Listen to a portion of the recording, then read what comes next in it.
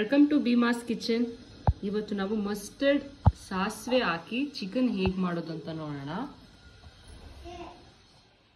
ಅದನ್ನು ಯಾರು ಟ್ರೈ ಮಾಡಿರಲ್ಲ, ಒಂದ್ಸರಿ ಟ್ರೈ ಮಾಡಿಕೊಂಡು ಟೇಸ್ಟ್ ಮಾಡಿಬಿಟ್ಟು ಕಮೆಂಟ್ ಮಾಡಿ ಹೇಗಿದೆ ಅಂತ.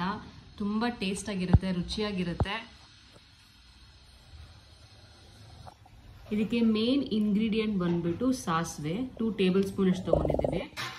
ಜೀರಿಗೆ, ಮೆಣಸು, ಈರುಳ್ಳಿ, ಕೊತ್ತಂಬರಿ, ಕರಿಬೇವು ಮತ್ತೆ ಬೆಳ್ಳುಳ್ಳಿ ತಗೊಂಡಿದ್ದೀವಿ, ಹಸಿಮೆಣಸಿನ್ಕಾಯಿ, ನಿಂಬೆಹಣ್ಣು ಮತ್ತೆ ಶುಂಠಿ ಪೇಸ್ಟ್ ತಗೊಂಡಿದ್ದೀವಿ ನಾವು. ಇದನ್ನೆಲ್ಲ ಇವಾಗ ಗ್ರೈಂಡ್ ಮಾಡ್ಕೊಂಡು ಬರೋಣ.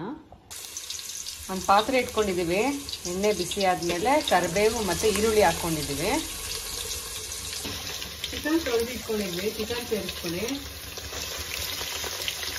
ಅರಿಶಿನ ಪುಡಿ ಸೇರಿಸ್ಕೊಳ್ಳಿ 1 ಟೇಬಲ್ ಸ್ಪೂನ್ ಅಷ್ಟು. ರುಚಿಗೆ ಎಷ್ಟು ಬೇಕಷ್ಟು ಉಪ್ಪು ಹಾಕೊಳ್ಳಿ.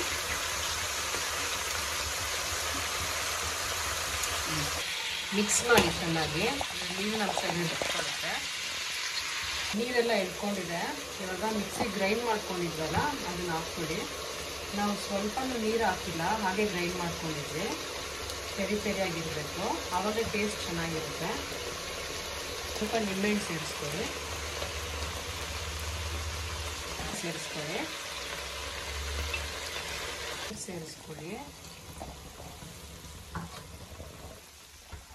ಮಿಕ್ಸ್ ಮಾಡಿ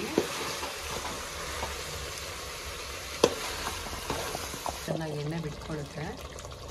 ಈ ಫ್ಲೇವರೇ ಬೇರೆ ಥರ ಇರುತ್ತೆ. ಮಸ್ಟರ್ಡ್ ಚಿಕನ್ ಗ್ರೇವಿ ರೆಡಿ ಆಗಿದೆ ನೋಡಿ.